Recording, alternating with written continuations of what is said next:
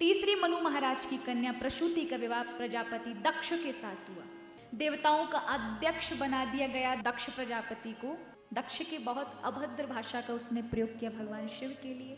भगवान शिव जहर का सा घूंट पी करके रह गए, कुछ नहीं कहा। भोलेनाथ शांत हैं। उस समय नंदी जो भगवान के गण थे उन्होंने श्राप दिया दक्ष को, हे पापी, तू अपने मुख से भगवान शिव की निंदा करता है, तेरा ये मुख कट जाएगा और तुझे बकरे का सिर लगाना पड़ेगा और उसी से तुझे भगवान शिव की स्तुति करनी पड़ेगी, तभी तेरे पाप नष्ट होंगे। सब बहुत बड़ा यज्ञ कराया दिखावे के लिए, उसमें सबको बुलाया लेकिन शिव और सती को नहीं बुलाया। जब शिव और सती को नहीं बुलाया, कारण था, दिखाना चाहते थे कि मेरा यज्ञ में सारे देवता आते हैं, ये शिव और सती के बिना मेरा यज्ञ पूर्ण ना हो, ऐसा नहीं होता, इनके बिना भी मेरा यज्ञ पूर्ण होगा, मुझे किसी शक्ति की इत्यादि की कोई आवश्यकता नहीं है। सती बार बार कहती, पिताजी अभी भी समय है, सुधर जाएं, ऐसा ना करें, शिव निंदा ना करें। पर दक्ष ने एक नजर भर सती को ना देखा। रघु इत्यादि जो बहनों के पति थे वह भी हंस रहे थे। ये देख करके मां सती से रहा नहीं गया। इस शरीर को अब मुझे नहीं रखना है, क्योंकि ये शरीर तुम्हारे शरीर से, पापी शरीर से बना है जिसने शिव निंदा की है, और इस शरीर को लेकर के मैं शिव का स्पर्श नहीं कर सकती, इसलिए मुझे ये शरीर नहीं रखना। आज ही इसी समय इस पापी शरीर को जो तुमसे बना है इसको मैं त्यागती हूँ। और ऐसा करके योगाग्नि माँ ने बैठी और मूलाधार से योगाग्नि को प्रकट कर लिया। माँ का शरीर दग्ध होके जलने लगा। सब देवता हाहाकार करने लगे, चित्कार करने लगे, अरे दुष्ट, धिक्कार है तेरे जीवन को, दक्ष, तूने मां भगवती का अपमान कर दिया, अब तेरा सर्वनाश निश्चित है। सभी देवता उठ खड़े हुए। नंदीगढ़ इत्यादि देखते मां को जलता हुआ। भूत प्रेत, क्या महाराज उनकी दशा रही होगी, दौड़े सब। क्या करते उससे पहले वो कुछ करते कि भृगु इत्यादि ऋषियों ने देवताओं को प्रकट कर दिया यज्ञ से, जिन्होंने भूत प्रेतों को मारकर भगा दिया। नारद जी के द्वारा भगवान शिव को पता चलता है कि सती माँ ने अपने शरीर को जला दिया है। भगवान शिव क्रोधित हो जाते हैं। माँ का जब अग्नि दग्ध शरीर जल रहा है ऐसा विषय सुनकर के तुरंत अपनी जटा से वीरभद्र को प्रकट करते और कहते हैं, जाओ, जिसने भी सती का अपमान किया है उनको उचित दंड देना। और हमारा वीरभद्र, काली और लाखों गणों के साथ भगवान का वीरभद्र नाम का गण जाता है। दक्ष प्रजापति का जो यज्ञ है उसे विध्वंस कर दिया जाता है। सभी देवता जो हंसे थे सबको परिणाम मिलता, अंग भंग कर दिए जाते हैं। भृगु ऋषि की दाढ़ी उखाड़ दी जाती है, पूखा के दांत तोड़ दिए जाते हैं। सब कटे फटे अंग से भगवान शिव के पास दौड़ कर आते, शिव हमें बचाइए। दक्ष प्रजापति का सिर धड़ से अलग हो जाता है। तीसरी मनु महाराज की कन्या प्रसूति का विवाह प्रजापति दक्ष के साथ हुआ। दक्ष अहंकारी था, अभिमानी था। एक दिन भगवान शिव का अपमान कर दिया। देवताओं का अध्यक्ष बना दिया गया दक्ष प्रजापति को। ऐसा समझो, एक होता है ना समिति का अध्यक्ष होता है, आपको पता है उसकी क्या ठाट बाट होता है ना? उसकी आज्ञा में सब चलते हैं, उसके फैसले से सब कुछ होता है। उसके सिग्नेचर ना हो तब तक कोई काम ही नहीं बनेगा, हाँ या ना? तो अध्यक्ष की एक अपनी महत्वपूर्ण भूमिका होती है। दक्ष प्रजापति को देवताओं ने, ब्रह्मा जी ने क्या बना दिया? अध्यक्ष बना दिया। अहंकार आ गया। एक दिन यज्ञ किया, उस यज्ञ में सबको बुलाया। ब्रह्मा जी भी आए, शिव जी भी आए और देवता भी आए। दक्ष प्रजापति जैसे ही प्रवेश करता समग्र देवता खड़े हो जाते हैं, और ब्रह्मा जी खड़े नहीं होते क्योंकि दक्ष के पिता हैं। तो भगवान शिव भी खड़े नहीं होते, हम क्या ब्रह्मा से छोटे हैं? ऐसे ही प्रणाम कर लिए।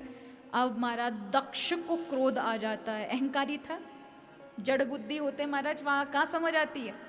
वो कहता ये जमाता, ठीक है होंगे महादेव देवताओं से बड़े, लेकिन मेरे तो जमाई है, मेरे जमाता है, और मुझे उठ के प्रणाम नहीं किया। अपने आप को समझता क्या है?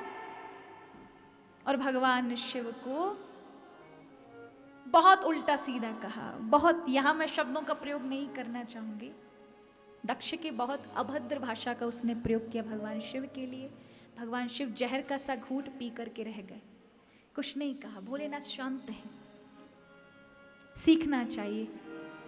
जो ज्यादा तड़क भड़क करेंगे ना महाराज, ज्यादा झगड़े करेंगे, वो हमेशा पराजित होंगे, और जो शांत रहेगा उसकी विजय हमेशा होगी। ये नियम है। लेकिन यहां दक्ष ने सोचा ये मेरे जवाई हैं। और मारे आप जानते हो, आपको क्या लगता है ससुर बड़ा होता है जवाई?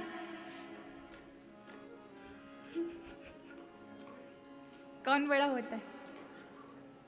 ऐसे समझो, देखो जवाई जी जब ब्याह की घोड़ी पर बैठते हैं कितना ठाट बाट होता है ना, सब नीचे चल रहे होते हैं, वो ऊपर बैठे होते हैं।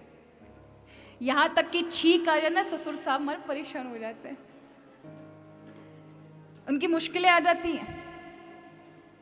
वही फिर जवाई जी के पाँव धोएंगे, नमस्कार प्रणाम करेंगे। देखो अपने दिने याद मत करो पुराने, उनको फिर प्रणाम करेंगे। और जैसे ही पाणी ग्रहण बेटी का किया, बेटी का हाथ देते ही महाराज, उससे पहले जवाई बड़ा होता है बेटी नहीं दी होती तब तक जवाई बड़ा पूजनीय होता है। लेकिन जैसे ही बेटी दी, अब ससुर बड़े महाराज, अब जवाई झुकेगा और पूरे जीवन भर झुकेगा महाराज चरणों तक। जब मिलेगा तब तक झुकना पड़ेगा। कब तक बड़ा है? एक दिन के लिए, जिस दिन बेटी का वो वागदान करेंगे तब जवाई पाम छुएंगे, रगड़ेंगे महाराज, छींक आएगी तो परेशान होंगे, कहाँ बिठाए, और जवाई के अपने नखरे होते हैं महाराज। लेकिन बेटी का ब्याह किया उसके बाद महाराज जवाई जी बड़े नहीं रह जाते, फिर ससुर साहब बड़े हो जाते हैं ना। इसलिए ये अकड़ दक्ष को थी।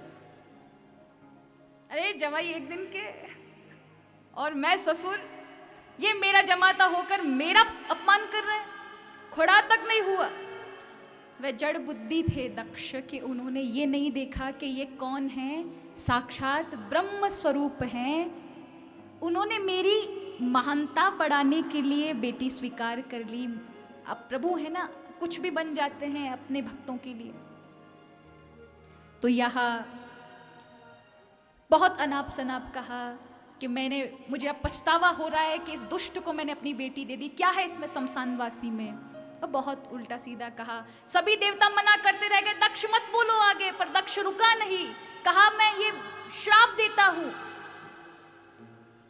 और ये जितने भी देवतागण बैठे हैं, आज के बाद कोई भी आयोजन में शिव को कोई नहीं बुलाएगा। न सह देवीर देवगणाधम, कोई भी इसको सहभाग भाग्य नहीं देगा। इसे सब देवताओं की श्रृंखला से मैं निकालता हूं। अध्यक्ष था, लोगों ने बहुत मना किया लेकिन नहीं माना। उस समय नंदी जो भगवान के गण थे, उन्होंने श्राप दिया दक्ष को, हे पापी, तू अपने मुख से भगवान शिव की निंदा करता है, तेरा ये मुख कट जाएगा और तुझे बकरे का सिर लगाना पड़ेगा, और उसी से तुझे भगवान शिव की स्तुति करनी पड़ेगी, तभी तेरे पाप नष्ट होंगे। नंदी भगवान ने श्राप दे दिया। भगवान शिव कुछ नहीं बोले, चुपचाप नंदी पर चढ़कर चले आए कैलाश। अब कहते ना, अहंकारी कुछ और पद पा लेता है ना तो उसका अहम जाता नहीं है, अपितु बढ़ जाता है। पहले अध्यक्ष थे, अब अध्यक्षों के अध्यक्ष बना दिए गए, तो सब बहुत बड़ा यज्ञ कराया दिखावे के लिए, उसमें सबको बुलाया, लेकिन शिव और सती को नहीं बुलाया। जब शिव और सती को नहीं बुलाया, कारण था, दिखाना चाहते थे कि मेरा यज्ञ में सारे देवता आते हैं, ये शिव और सती के बिना मेरा यज्ञ पूर्ण ना हो, ऐसा नहीं होता, इनके बिना भी मेरा यज्ञ पूर्ण होगा, मुझे किसी शक्ति की इत्यादि की कोई आवश्यकता नहीं है। भगवान शिव बड़े दयालु हैं, कोई विचार नहीं किया। लेकिन सती मैया को जब से पता चला है मेरे पिता और पति के बीच के संबंध खराब हो गए, अब माताएं भी अवसर ढूंढती हैं ना, उन्हें पता चल जाए, ये माताओं के लिए सबसे कष्टकारक होता है। पिता और अगर मेरे पति की नहीं बन रही है तो उनको बड़ा भारी कष्ट होता है, इससे बढ़कर उनको कोई कष्ट लगता ही नहीं है। वो अवसर ढूंढती हैं कि कहीं ना कहीं कैसे भी करके पति और पिता को समझा दें, दोनों में अच्छे संबंध बन जाएं, मौके तलाशती हैं। और सती जी को आज मौका मिला, विमान जाते हुए देखे ऊपर आकाश से, पूछा। अब देखिए, पता था, सूचना भी मिल गई थी कि ये जो विमान जा रहे हैं वो मेरे पिता के यहाँ यज्ञ हो रहा उसमें जा रहे हैं, और पता निमंत्रण भी नहीं मिला।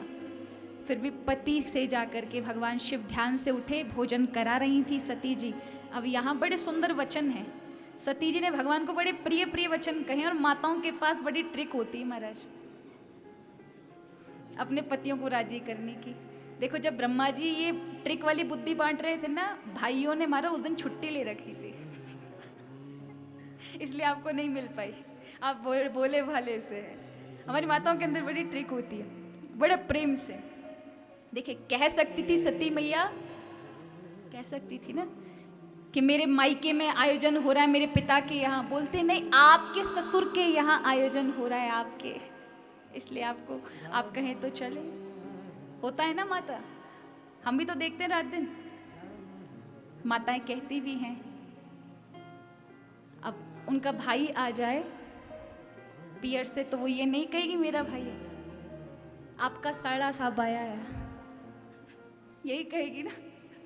ये कितनी ट्रिक होती है माताओं की, जिससे प्रेम बढ़ा रहे, संबंध जुड़ा रहे, टूटे नहीं।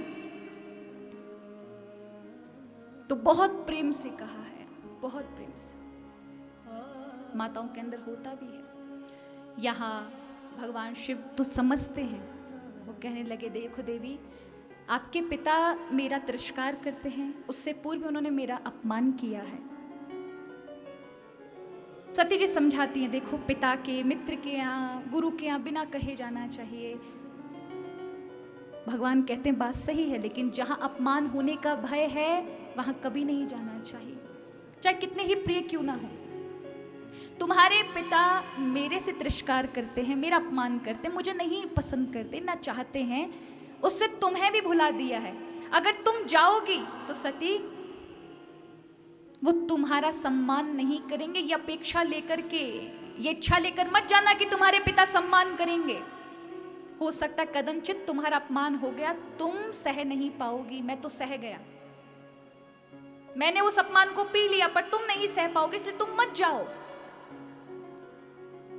सती रोष, शोक और क्रोध तीनों एक साथ क्रोधित हो जाती है।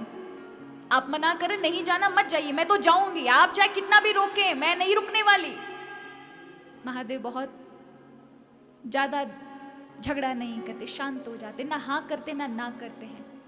उस समय सती प्रभु के समक्ष आती हैं और प्रभु से कहती, आपको नहीं भेजना, मैं तो अपने पिता के यहाँ चली।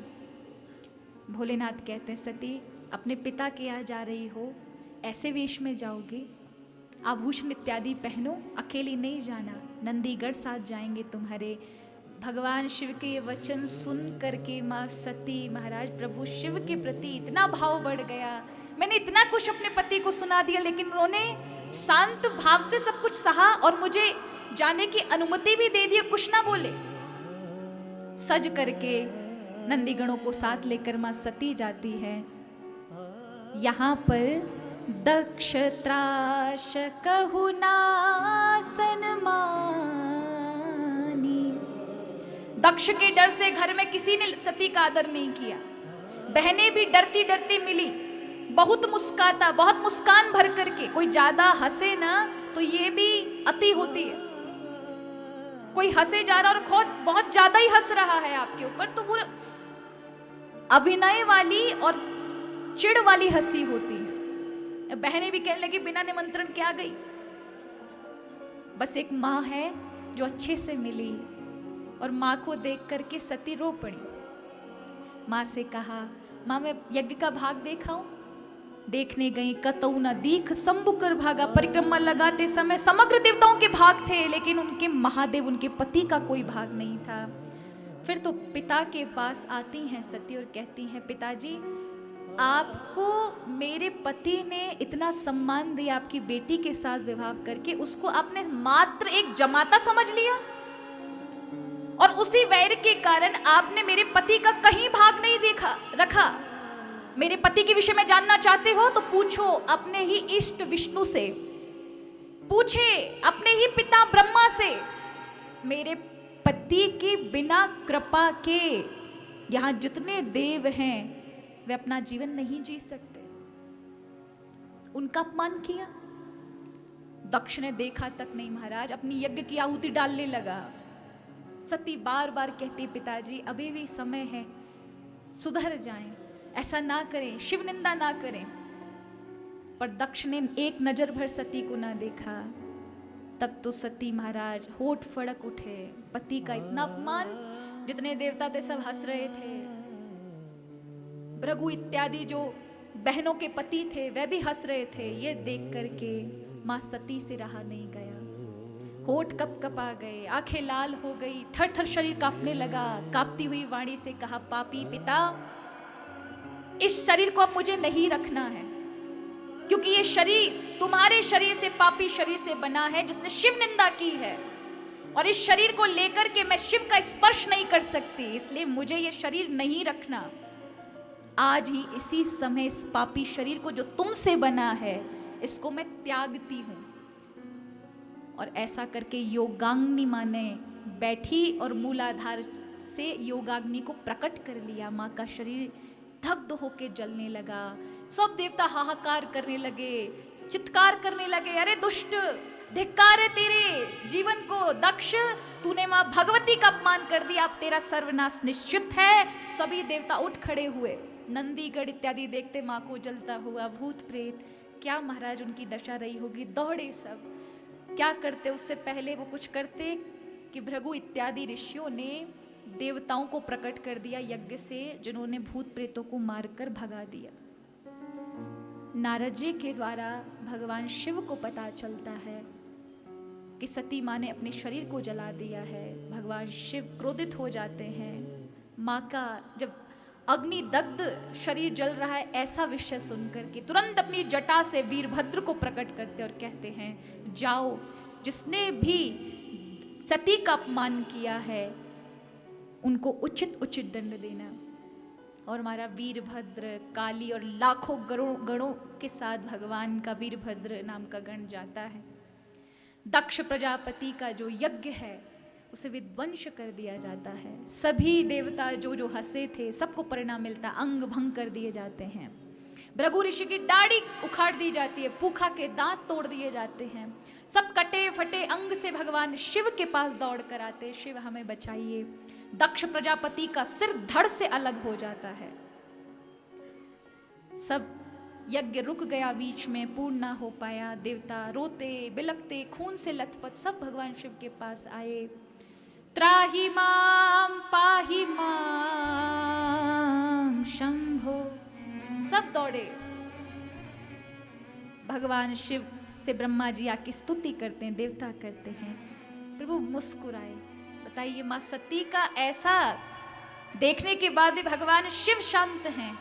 कहते हैं, नाघम प्रजेशम बाला नाम वर्णनानुचिंतये, ये सब मेरे बालक है, और बालक जब कुछ कर देते हैं उस पर मैं ध्यान नहीं देता, लेकिन जब अति हो जाती है तो बालकों को भी दंड दिया जाता है। ब्रह्मा जी, हे देवतागण, इसलिए मैंने उन्हें ऐसा दंड दिया, लेकिन कोई बात नहीं, वो ठीक हो जाएंगे। और तुरंत बकरे का सिर लगाया गया, दक्ष के सिर पर लगाया गया। जिस जगह यज्ञ हो रहा था वो हरिद्वार में कनखल क्षेत्र था। वहीं पर देवताओं ने कहा, प्रभु हम अंग भंग हैं, हम किसी का हाथ कटा है, किसी का पैर, किसी की आंखें निकाल ली गई हैं, किसी के कान कटे हैं, हम बहुत विकल हैं। प्रभु ने बस देखा मात्र ही था कि सबके अंग फिर से नए आ गए, मानो कुछ हुआ ही नहीं, सबकी पीड़ा दूर हो गई। प्रभु को सबने आग्रह किया, दक्ष के यज्ञ में पधारिए प्रभु। प्रभु आए हैं। आज भी वहाँ दक्षेश्वर नाम से भगवान प्रकट हुए हैं अपनी ससुराल कनखल में। आप कभी भी हरिद्वार जाएं तो कनखल में दक्षेश्वर भगवान का दर्शन करिएगा।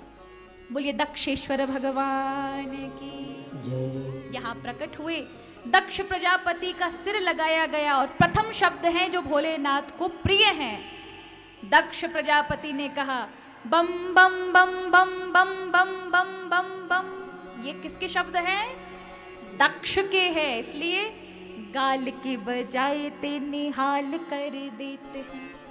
कोई बम बम बम बम बम बम बम बम ऐसे गाल बजाए महादेव खिलखिला के हंस पड़ते हैं ना, निहाल कर देते हैं। निरावलंबस्य ममावलंबम विपाटिता श्वेश विपत्कदंबम मदीय पापाचल पात संभम प्रवर्तता वाचि में सदा बम बम बम बम बम।